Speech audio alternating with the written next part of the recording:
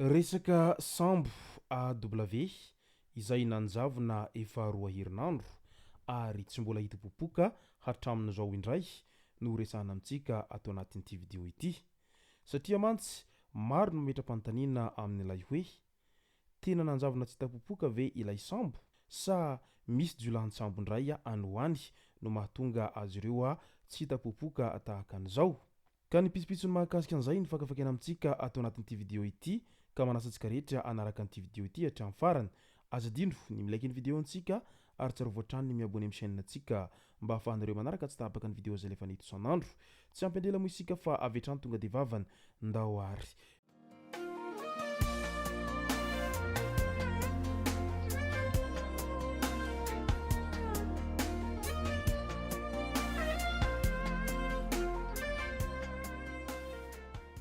Ny tonga tsy miarahaba hono na mantesitra ka dia faly miarahaba isika rehetra mpanaraka tsy tapaka an'ity chaîne ity ny tenako amin'ity andro androany ity arakan'izay efa natsipiko zay dia ny mahakasika ilay raharaha sambo zay tsy hita popoka no tena iompanantsika ato anatin'ity vidéo ity fa milohan'izany dia ndao aloha ho resahantsika ireto tsara ho fantatra manaraka ireto. Jiolahy efatra be izao no tratran'ny zandary Ambodiomby tany Brickaville tamin'iny androny afako mahaliana tokony ho tamin'ny 1.20 alina tany ho any.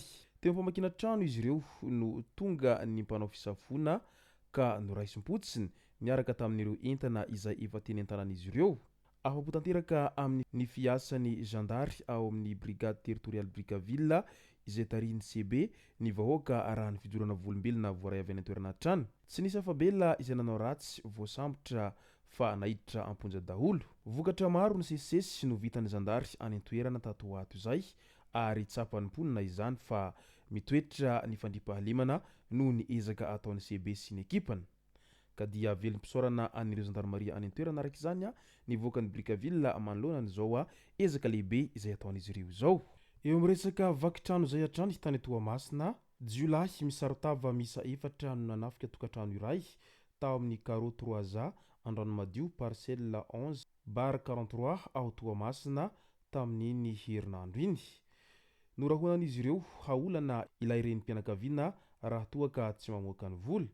Vokany lasa ny olon-dratsy ny vola manodidina ny 10 tapitrisa ariary miampy kojakoja maro toy ny fahitalavitra fisaka sy ny sisa. Ilay ramatoa sy ny zanany iray ihany no tao an-trano tamin'ny fotoana io ary izay nahatonga an'ireo jiolahy nanararaotra nanao an'izay asa ratsin'izy ireo izay raha toa ka mbola niasa ny raim-pianakaviana.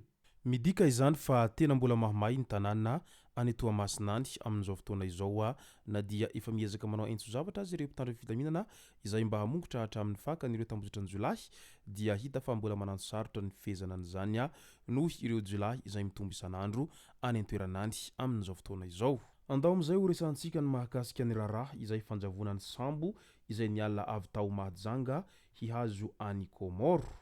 Tsy voasamba no nahitana an'izay sambo manjavona eny an-dalana izay indrindra fa eny amin'ireo firenenkafa no matetika misy an'izay fanjavonany sambo izay fa raha ho an'ny Madagasikara kosa dia tsy dia matetika heno loatra izay sambo manjavona eny an-dalana ho any amin'ny firenenkafa izay toy ny any anatin'ny horonan-tsary ary toy ny mitantara angano mantsy isika raha hilaza fa tena misy tokoa ny jiolahan-tsambo eny anivon'ny ranomasina lehibe eny. Inona tokoa moa no tena tanjon'ireo jiolahan-tsambo izay manao fanafiana na ihany koa mangalatra eny anivon'ny ranomasina eny?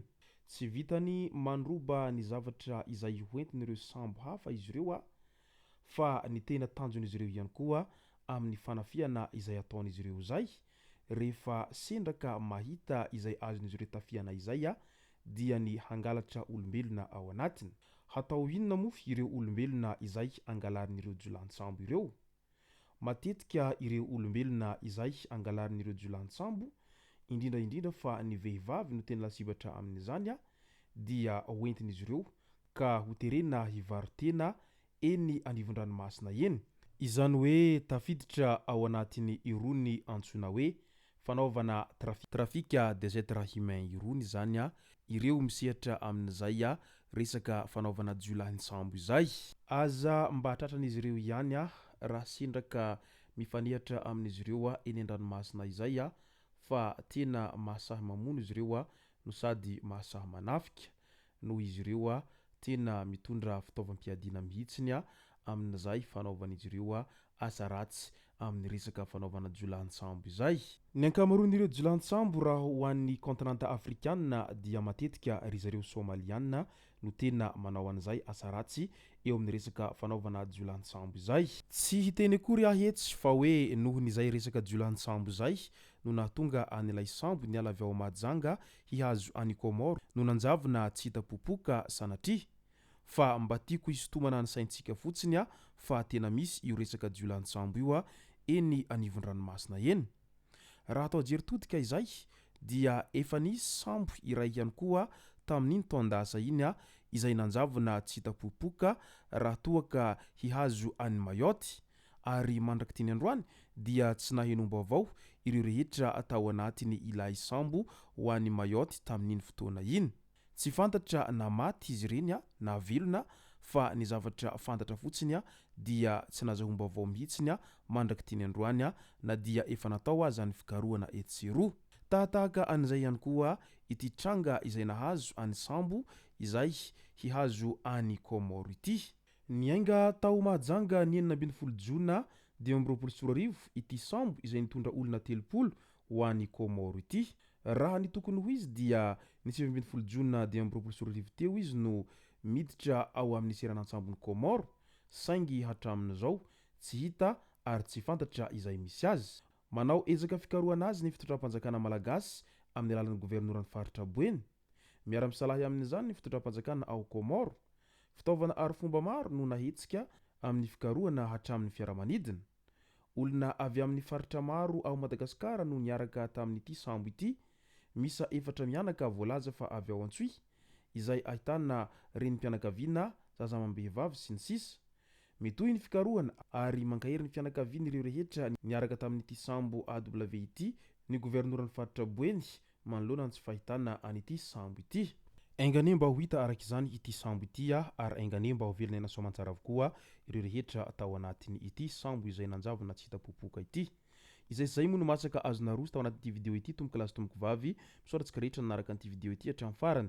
Azadino fidimy like ny video antsika ary tsara voatrany ny miabone amin'ny chaîne antsika mba ahafahanareo manaraka tsy tapaka ny video zay lefa nahito isan'andro. Tomboka lasy tomboka vavy mankasitraka dia mirary soa.